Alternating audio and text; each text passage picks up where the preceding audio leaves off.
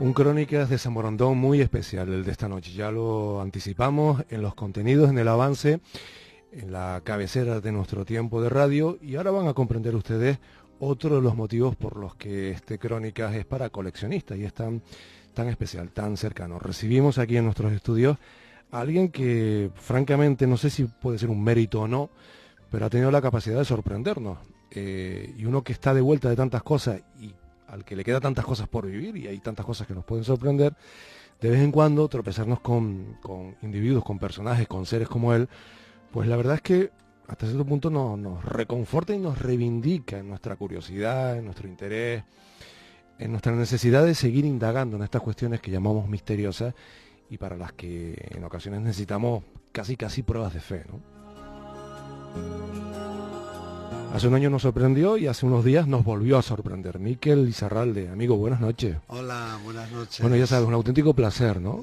Sí, el placer mío estar aquí con te decía vosotros. Fernando Hernández ahí en Sí. el vuelo del alma, que en Crónicas nos declaráramos fan. Y yo le decía, pues, te pasaste un poco diciéndole eso y tal. Yo pensé lo mismo. Claro, digo, pero ¿se ha no, pasado? pero ¿sabes qué ocurre? Que después de volverte a ver en acción, Sí. ya lo rubrico yo, es decir, ya son palabras que ya las hago mías, y Jolín. efectivamente después de verte otra vez interactuar con el público, Sí. la verdad es que me tengo que quitar el sombrero, te lo digo sinceramente, y si algún día me tengo que arrepentir de estas palabras, me arrepentiré con gusto, Esperemos que no.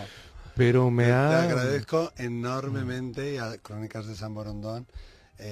No, estas palabras me emocionan porque normalmente además la gente no dice lo que hacemos bien, sino que normalmente nos llama la atención en aquello que creen que hemos hecho mal o que no hemos hecho adecuadamente. Entonces recibir palabras así pues me honra, y más de vosotros. Bueno, yo te lo agradezco. Además, nosotros estamos acostumbrados, en Mm. mi caso, además, a mirar esas cosas que se hacen mal, aunque no siempre las contemos, pero sí a poner un poco el acento, la mirada, la lupa en Sí. esas cosas, porque al final somos transmisores, somos vehículos Claro. que ayudan a amplificar lo que ustedes cuentan, Claro. y nos sentimos un poquito responsables a veces de la gente que sale por estos micros, ¿no? Y el año pasado te descubrimos. Sí. Vimos lo que hacías, nos quedamos con la boca abierta, vimos la precisión, lo arriesgado que eras con los datos No que entiendo dabas. muy bien cuando me dicen qué arriesgado eres. Claro, pero ten en Si yo cuenta es lo que veo, es lo que veo, ¿no? ten en cuenta que en el mundo de la mediunidad, tal como la Sí. percibimos desde fuera, Sí. quienes divulgamos, investigamos, o Sí. quienes nos acercamos por curiosidad, solemos percibir mensajes que con frecuencia son muy ambiguos, ¿no? Ya. Podrían valerme a mí, si no Ya. ahora a lo mejor me podrían valer dentro de un mes o dentro Ya, de medio ya. año, ¿no? Y sin embargo, claro, cuando ya pues te encuentras con alguien que es capaz de precisar una profesión, de precisar una fecha, un hecho, Sí. un gesto muy particular que pertenece a una relación entre Sí. madre e hijo, Mm. ahí es donde realmente sorprende, ¿no? Y eso, bueno, Sí. lo hemos visto en ti. Sí, pues gracias, gracias. No, esa es la auténtica mediunidad, ¿no? Cuando tú eres capaz de dar datos fehacientes, demostrando quién es el interlocutor que se quiere comunicar, que es lo primero que tenemos que hacer, ¿no? Demostrar de dónde viene la información. Una vez que el recipiente o el consultante entiende quién es el que se está comunicando, dar el mensaje, ¿no? Y después agradecer, siempre pidiendo permiso, eso sí. Y yo, no sé, yo explico lo que veo, que a veces veo, siento, percibo, me vienen olores, sensaciones. Es como si yo te mirara a ti, ¿no? Y al escuchar tu voz se quedara como difuminada toda tu cara, y una filmina desde encima de tu cabeza, por delante, pasando por delante de tu cabeza, pues empezará a narrar una historia, ¿no? Llena de emociones, sentimientos, a mucha velocidad. Y eso es lo que cuento. Entonces me hace gracia que y puedo entenderlo, ¿no? Lo de arriesgado, me lo han comentado en alguna otra persona, en algún otro lugar.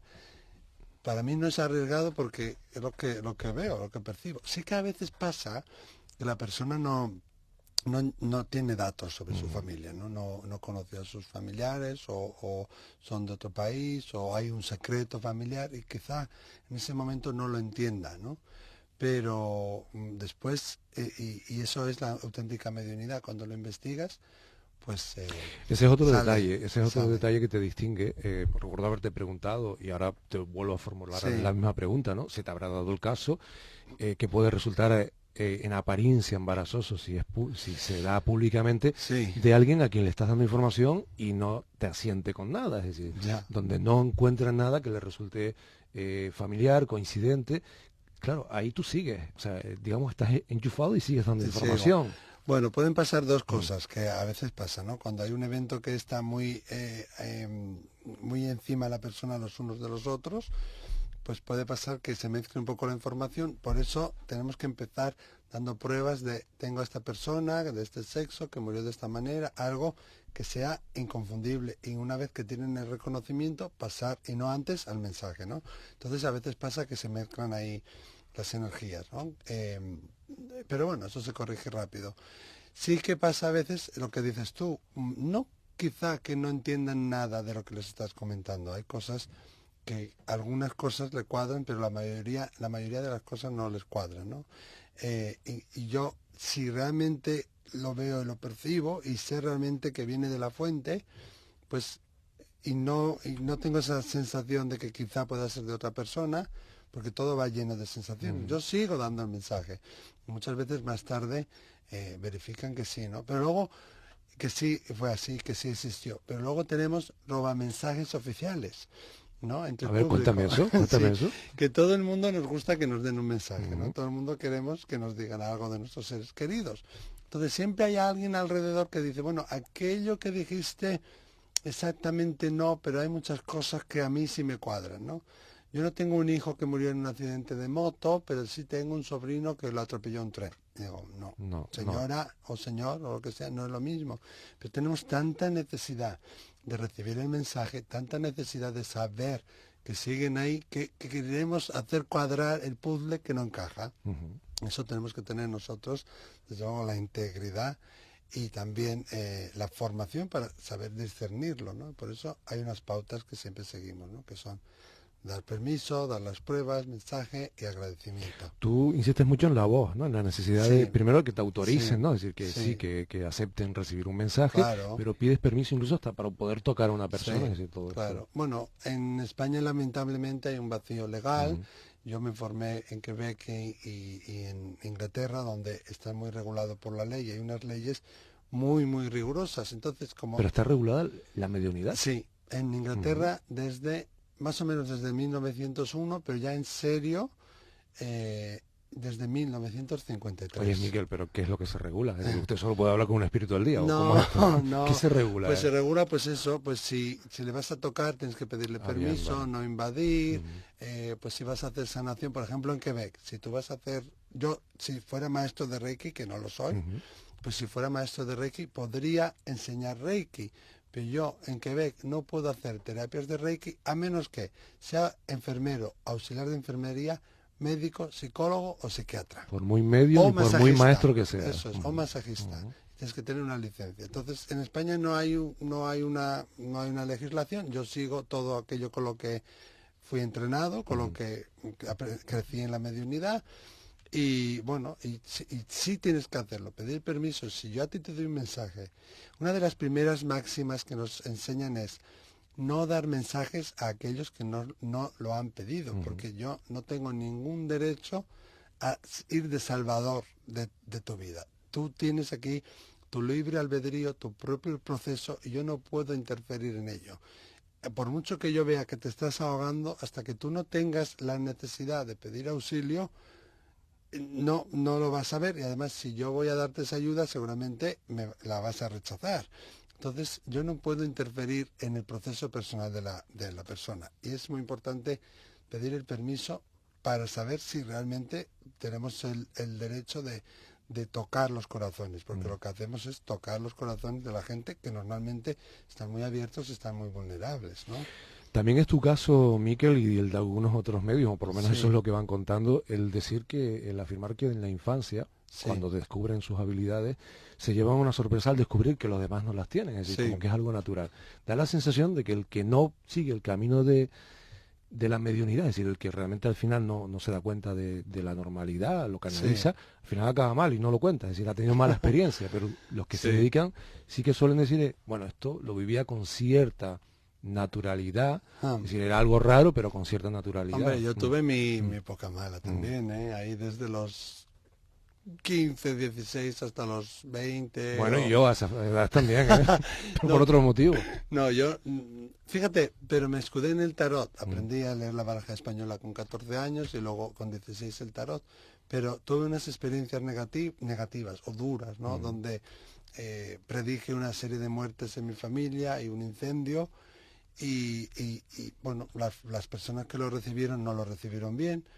Aunque luego ocurrió, y cuando ocurrió, pues parece ser que yo era el culpable de lo que ocurrió. En mi mente, nadie me culpó, pero en mi mente yo me sentía el culpable de lo que ocurrió y pensé que si no lo hubiera dicho, no hubiera ocurrido, ¿no? Entonces tuve ahí un tiempo de silencio, de no decir, de no expresar lo que yo percibía, lo que yo sentía, pero sin embargo empecé a utilizar el tarot como diciendo, esto es más seguro, ¿no? Aquí esto está como más aceptado y aquí todo el mundo me va un salvavidas, buscaste un permitir. salvavidas, Sí, una sí. zona de confort, ¿no? Y tuve suerte que desde su religiosidad, desde su catolicismo, me permitieron mis padres y mi familia que este don y mi espiritualidad siguiera viviendo, siguiera vivo, ¿no? En ese momento. Pero es verdad que hay un punto de shock, en mi caso fue ahí hacia los 11 años, ¿no? Cuando me mudé de barrio, a otro barrio totalmente diferente, y después como al año ya pasé al instituto, era como ese lugar de protección donde el raro de Miquel, que nunca juega fútbol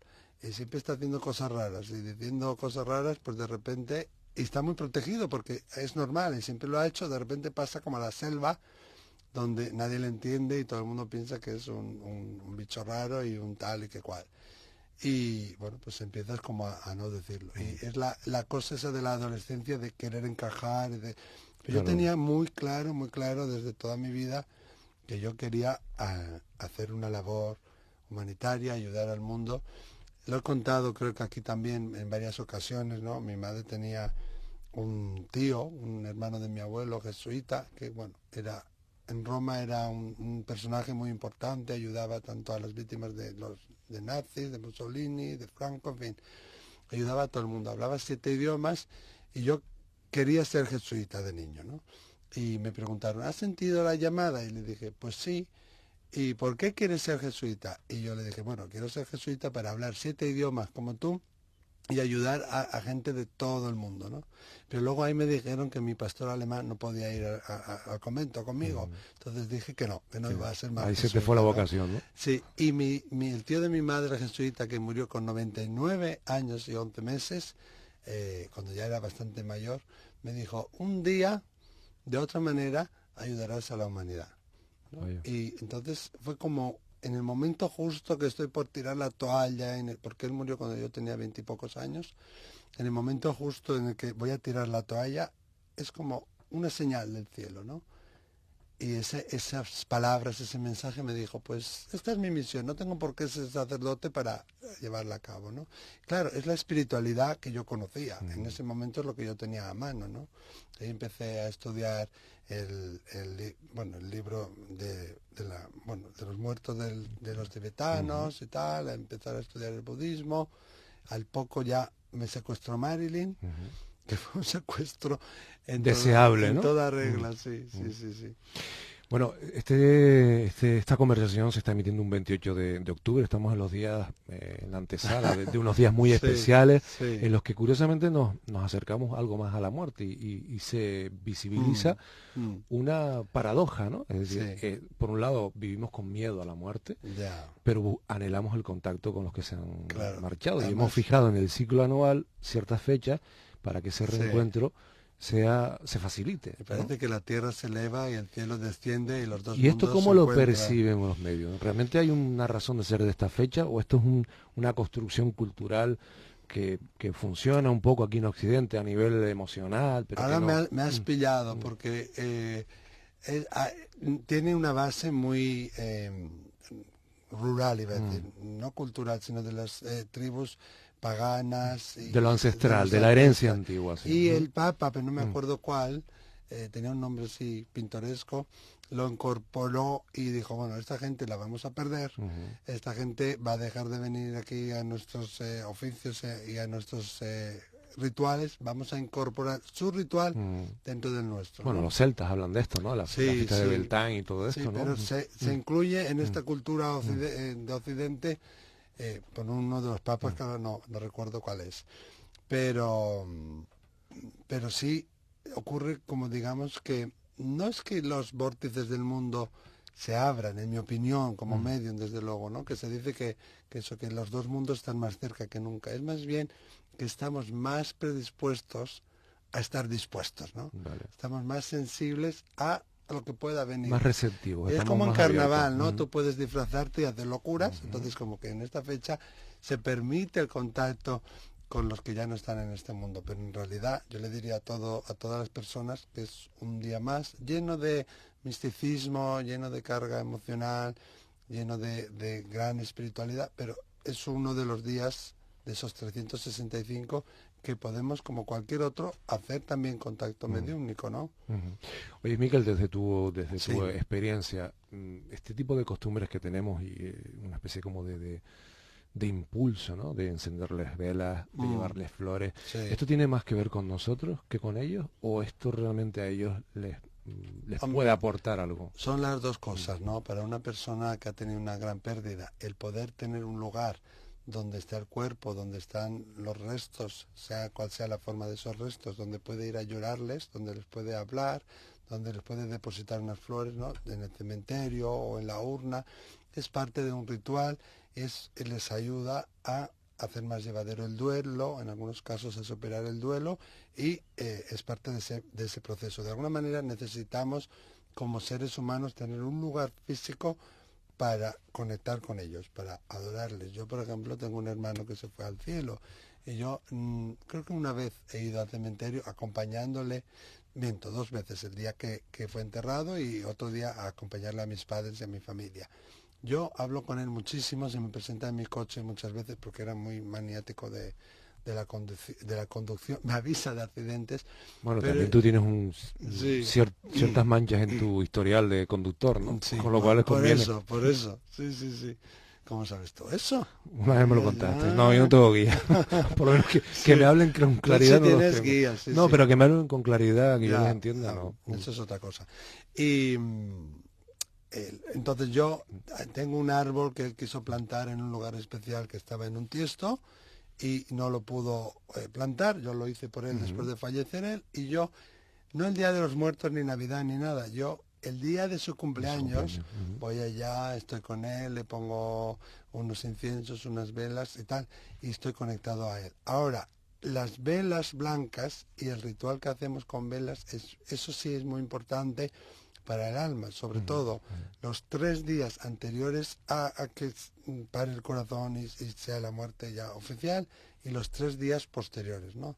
Hay gente que dice que si enciendes velas, que el alma se queda atrapada en esa luz y cosas así, y eso es imposible, que vienen no sé qué bichos y los enganchan y que los conquistan para que sean parte de su ejército y cosas de esas. Eso, en el mundo de los ¿Te llega espíritus, gente así contando eso? Sí, y en charlas y a veces en la web. Pero yo quiero decirle desde aquí a todos los oyentes que eso en el mundo de los espíritus no existe. Y si nosotros encendemos una vela, es difícil en el hospital encender una vela, no nos lo van a dejar. Pero hoy en día tenemos unas velas con pilas que pueden pueden resemblar, ¿cómo se dice? Pueden idealizar o pueden representar eso es, la luz divina. Y después que mueren, les ponemos la vela blanca. Y al encenderla lo hacemos con la intención de decirle, esta vela representa la luz divina del cielo, de la luz, donde te esperan tus seres queridos, síguela para llegar a tu destino, ¿no? Sobre todo después. Y yo recomiendo de 3 a 7 días, que es lo que normalmente el alma tarda en hacer la transición, pero yo muchas veces recomiendo que lo tengan encendido hasta que ellos lo sientan, ¿no? Que enciendan un velón y que lo tengan allá día y noche hasta que sientan que deben apagarlo. Fíjate que es interesante esto que comentas, ¿no? Como un farolillo. De vivir con dar tiempo, ¿no? Tener los tiempos adecuados para que se den los procesos. Sí. Que era algo que está recogido, hablabas antes del libro tibetano de los muertos también. Los egipcios tenían sus largos periodos y en muchas culturas se habla de periodos de tránsito prolongados, ¿no? Sí, en el Sin hinduismo embargo, también. Miquel, tendemos a que esto sea mucho más inmediato hoy en día. Es decir, Claro, tendemos a acelerar todo el proceso. ¿En qué medida afecta esto? Te pido tu opinión como medium sí. al tránsito. Afecta, sobre todo si tenemos prisa en incinerarlos. Es lo que decías tú antes, ¿no? Decías que pues que nos atrae este mundo, pero a la vez luego nos da Sí. como miedo. Y eso es bien cierto. Nosotros tenemos esa curiosidad de saber qué ocurre después de ese cambio que llamamos muerte, pero luego cuando nos llegan evidencias nos da miedo, ¿no? Y es como que no se puede hablar porque, claro, uno no puede llorar, uno no puede ser vulnerable, uno no puede mostrar sus sentimientos, aquí hay que ser fuerte y luchar como el más hombre que ningún otro, etcétera. Todo eso en la cultura ha hecho mucho daño. Entonces, y es como que da tanto miedo hablarlo y reconocer ciertas cosas que es mejor quitarlo del camino rápido y taparlo rápido y que no se vea, que no se enteren los niños, que no me vea nadie llorar. Claro, ocultarlo, sí. Ocultarlo. Entonces, cuando lo enterramos no tiene tanto que ver o no afecta tanto. Sobre todo hay que tener aquí en cuenta cómo murió, qué edad tenía y qué sucedió. No es lo mismo que haya muerto joven y súbitamente que mayor y después de una gran transición. Pero el cambio o lo más significativo lo va a marcar si tenían la mente lúcida, estaban conscientes cuando murieron o no, porque hay ciertos medicamentos que te trastornan toda la mente y eso puede hacer que sea un poquito más difícil para el alma ir a la luz, ¿no? Pero no se quedan, es difícil que se queden atascados, aunque sí hay espíritus perdidos, porque por el otro lado tienen sus guías, tienen también... Hay gente que ayuda desde el otro lado. Sí, herramientas para ayudarles en la transición. El tema más grave ocurre cuando se incineran y se recomienda ahí que dejemos pasar unas 72 horas. Pero hoy en día, sobre todo en Occidente, pues las incineradoras, crematorios, son un negocio. Cada 15 minutos tenemos una persona y la otra y la otra. A mí me pasó en mi propia familia con una cuñada que no nos dejaron despedirnos de ella. Cuando su hermano estaba diciendo unas palabras, nos quitaron el ataúd y se la llevaron. Tremendo, y sí, fue tremendo, pero no podemos luchar contra el sistema, podemos hacer lo mejor que podamos hacer con los instrumentos que tenemos disponibles. Entonces yo recomiendo, si vamos a cremar a alguien, que pasen 72 horas, no se va a quedar el alma perdida, puede ser un poco más largo quizá su transición, pero sobre todo cuando mueren aún están muy cerca del cuerpo, aún están muy cerca de lo que han dejado en la tierra. Y puede ser un shock enorme para ellos, de repente aún están intentando... Aún se sienten identificados con ese cuerpo, ¿no? Sí, están haciendo saber que están vivos, están intentando interactuar con los otros familiares, con las personas que están aquí en la tierra, están intentando darse cuenta que ha pasado. Sobre todo eso, si ha sido súbitamente o la mente estaba de alguna manera drogada, ¿no? Entonces pueden tardar más en darse cuenta y por eso es recomendable dejar esas 72 horas antes de cremar. Si no podemos esperar esas 72 horas, por lo que sea, como fue el caso de este familiar mío, podemos encender una vela blanca, hacer una oración, la que nosotros queramos, la oración que más pensemos o una que nos inventemos, pero porque es la intención que le ponemos, el amor y el sentimiento que con esa oración va, lo que va a ayudar a ese alma. Y le decimos que vaya a la luz y que esa luz sea como un farolillo, ¿no? Y le pedimos a nuestros guías que hablen con sus guías para que le ayuden en esa transición. Y podemos también pedir a familiares que conocimos que ya se han marchado que le recojan en el aeropuerto, en el otro lado. Mira, hay otra paradoja en este asunto, ¿no? Hablábamos del miedo a la muerte, ¿no? Los temores que nos genera este asunto, cuando es la de otros, ¿eh? O cuando nos hablan de un lugar que está encantado, donde pasan cosas extrañas, pero cuando cuando lo que buscamos anhelamos el contacto con un familiar fallecido, no hay miedo, lo que hay es una búsqueda un anhelo de ese contacto, ¿no? También hay miedo a veces de a ver qué es lo que me va a decir, a ver si me va a decir algo que no quiero escuchar. Algo que no quiero escuchar. Pero normalmente sí, ahí lo hacen desde ese anhelo y esa necesidad. ¿Pero te encuentras tú con gente que te va a Sí, consultar con miedo? sí, ¿Sí? ¿Con sí. miedo a la información que se pueda Sí, me dar ahí? dicen, no me digas nada malo. Y digo, ya, pero yo no sé lo que te va a decir el espíritu. Claro. Y si tienes ese miedo de que te diga algo malo, también me pregunto yo ahora, ¿no? ¿Qué hay ahí? ¿Qué secreto, qué historia puede haber ahí que no quieres que se sepa? Pero en el mundo de los espíritus no hay secretos y vienen de un lugar donde es amor y todo es amor. Entonces, aunque te tengan que echar una reprimenda, si es que lo tuvieran que hacer, lo harían también desde el amor. Entonces no tenga nadie miedo.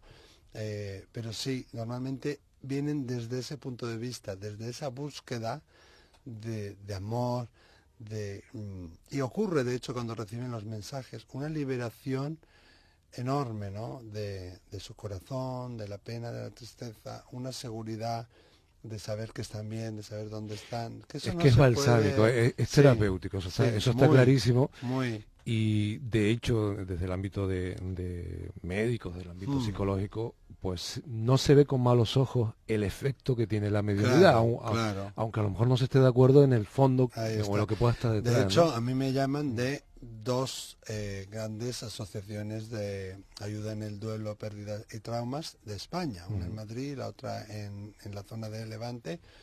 Nunca dentro de la terapia en grupo, yo no ujú, puedo entrar dentro de una terapia en grupo de duelo, pero a las personas que están en ese duelo se les da la posibilidad, normalmente gratis o donando todo el dinero para la misma asociación, que va a ir un medio y que tienen esa posibilidad.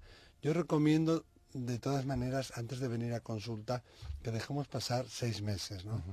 Un poco por el alma, porque está encontrando su camino, pero sobre todo por nosotros, porque si vamos con el duelo demasiado abierto o estamos aún en el trauma, a mí me ha pasado en Madrid, en Príncipe Pío, tener que venir una ambulancia para llevarse a una señora, porque se había muerto su hijo y le recibió un mensaje y fue tal shock que entró en una crisis de ansiedad. Y me ha pasado también estar en la parte de la negación y la persona no reaccionar o no parar de decir por qué, por qué, por qué, por qué y nada de lo que yo les decía o perdón, el espíritu les decía les servía, ¿no? Entonces, por ese proceso sobre todo nuestro, yo recomiendo no ir a una consulta antes de que pasen unos 6 meses. Pero bueno, no siempre es posible. Y sí, y yo creo que ese es el futuro, ¿no? Que hospitales, que asociaciones se van a ir acercando cada vez más a este campo. De hecho, Qué lejos estamos en España de la sí, normalidad con la que se vive en otros países, porque sí. eh, Hay eh, mucho miedo de los colegios mm, oficiales. mm. Sí, Recuerdo un caso de un médico y medium inglés que además atiende en zonas suburbiales, o sea, una sí, cantidad enorme también, me imagino. Yo me imaginaba un poco la consulta como las de la Seguridad Social también en España, claro, abarrotadas, ¿no? sí. Y cómo él ejerce, complementa su labor de médico con la información que recibe como Claro, medium, ¿no? sí, sí, Y todo el mundo lo sabe. sí. No tiene expedientes En abiertos, no está España nada. cuestionado. No, Si esto no. sucede en España, estás en la picota desde el Sí, día uno, ¿no? claro, y no podría ejercer, seguramente le prohibiría, le Claro, le cae suspenderían. encima al colegio de médicos, ¿no? Eso es. Pero los médicos, las enfermeras, sin embargo, esa es el problema que hay o la, ¿cómo se dice? La discordia Mm. interna que hay. Ven muchísimas experiencias Claro, claro, compartidas esa es otra cercanas a paradoja, la ¿no? Que ellos muerte. son un testigo, un Claro. grupo de personas que están muy familiarizados con esas ¿Y experiencias, qué ¿no? está haciendo el mundo de los espíritus para despertarnos a todos y para que esto cambie? Está haciendo que los propios médicos, por ejemplo, Eben Mm, Alexander y mm, muchos otros, tengan ellos las experiencias cercanas a la muerte, en primera persona. Tenemos varios casos en España mm. también, como el doctor Miguel Ángel Pertierra o doctora Lola Aparicio y otros, ¿no? Con los que yo colaboro y conozco mucho. Y entonces ya la ciencia, como la ha vivido en primera persona, no la puede negar. Ujú. Pero aún se sigue como diciendo este tipo de cosas, sobre todo en forums, en quórums públicos, con la boquita así pequeña, ¿no? Parece que como que da miedo, pero es el futuro. Y si queremos una sanación total y estar en total concordancia con nuestro ser, tiene que haber esa unidad entre ciencia, fenómenos psíquicos y religión o Ujú. espiritualidad. Se nos acaba el tiempo, Ay. Miquel, y bueno, imagínate, pero no las preguntas siguen ahí, hay muchísimas. Ya. Pero hay una que te quiero formular, me ronda la cabeza desde el principio, ¿no? Y tiene que Sí. ver con las facilidades que tienen ustedes los medios para establecer ese contacto, Sí. las dificultades que tenemos la inmensa mayoría para tener un contacto de esas características, porque no Sí. estamos atentos, bueno, porque no sabemos interpretar o estamos muy, Está oxidada muy la acorazados, antena, ¿no? claro. Sí, pero fíjate, hablabas, y esto es un punto de encuentro con lo que hablabas del ámbito médico, en esos contextos hospitalarios, en personas moribundas, de pronto se crea algún tipo de atmósfera especial. Alguien tiene la combinación de la caja fuerte y de pronto alguien se está marchando Sí. y el familiar que está al lado ve esa partida y ve Claro. cómo viene. Sí. ¿Qué sucede ahí? Es decir, porque el que se marcha es normal que esté en un estado alterado de conciencia, que ya esté conectado al otro lado y que visualice a quienes vienen a ayudarle. Pero el familiar o el personal Sí. médico se quedan. O sea, ellos no están Claro. en esa situación. Sin embargo, ¿por qué en ese momento se convierten en tipos como tú, en medium, Sí. en gente capaz de ver con tanta claridad? Todos tenemos una percepción extrasensorial, ¿eh? Algunos con la antena un poco más oxidada que otros, pero está ahí. Hombre, cuando el alma sale del cuerpo, cuando ese cordón etéreo se termina de romper, ¿no? Se va fundiendo y se rompe, es cuando más densa está, vamos a decir, no su imagen, pero sí su energía, aún es más es donde está más Sí. corpórea que nunca, ¿no? Más terrenal que nunca, y es más fácil de ver. Pero yo te diría que es porque ellos quieren dejarse ver, es porque ellos quieren que se les vea, y es para ayudar a... Quieren compartir ese Sí, tránsito. es para ayudar a realizar un cambio de conciencia en el ser humano. Está en nuestros orígenes, está en todas las tribus nativas, en todas las culturas antiguas, con diferentes nombres. Y la hemos perdido, y es una pena porque es una herramienta, no es un poder ni nada, es un don y una herramienta que todos de manera diferente podemos aprender a manejarla, y es nuestro derecho de nacimiento. Esta es la tercera vez que estás en Canarias por motivos profesionales, al menos, ¿no? Estoy la Dos por cuarta, Tenerife. la cuarta vez. Cuarta vez, Cuarta efectivamente, vez. cuarta Sí, vez. sí. Y bueno, ¿qué se le nota a la gente de Canarias? Aparte del mi niño, que te quiero mucho, que te doy un Ay. abrazo y todas estas cosas. A mí estoy encantadísimo porque es un lugar de tanto amor, tanto cariño. Yo decía antes de empezar aquí hoy en directo, ¿no? Que yo tendría que haber nacido canario porque soy así muy besucón, tocón y tal. Y la gente canaria es muy, muy, muy abierta a los fenómenos psíquicos, a todas las experiencias que tienen que ver con lo paranormal. Están muy deseosos de aprender, de crecer, son muy receptivos, muy agradecidos. Yo la primera vez que vine me decía la gente, gracias por venir, gracias por venir. Yo pensaba entre mí, si soy yo el que os debo de dar las gracias a vosotros, ¿no? Cada lugar es diferente y único, pero hay una magia especial, y gran parte de esa magia es sus gentes. Bueno, por Sí. eso te quiere tanto la gente, por esas cosas bonitas que les dices aquí La en Canarias. verdad. ¿Dónde te encuentran? Habitualmente. Hombre, Sí. ¿dónde te pueden encontrar de forma virtual? Porque si te siguen Sí. la pista te tienen que ir a buscar a Canadá, a Bahamas o por ahí, ¿no? Ya. ¿Cómo te pueden localizar? Lo más fácil es mi web, miquellizarralde.es, que además ahora la hemos renovado. Ahora he iniciado una nueva sección de videoblogs, además, y también en mi canal de YouTube, pues la pueden localizar. Luego está el Facebook, todo eso, pero eso a través de miquellizarralde.es o Salsa. Además se rumorea que estás contratando a excelentes directores de Sí. grabación para estas cosas, ¿no? Ojalá yo pudiera realizar mi sueño mi sueño sería hacer como una película monográfica o un documental, ¿no? Para realmente enseñar a la gente cómo funciona la mediunidad. Calla, te contaré ya después, a micro cerrado, una serie de televisión que estoy viendo Anda. de humor sobre mediunidad que ¿Ah, te vas a sí? escandalizar, pero te vas a divertir al mismo tiempo. Bueno, pero a bueno. micro cerrado, después te lo digo. Pero sí hay camarógrafos y camarógrafas voluntarias que me están ayudando.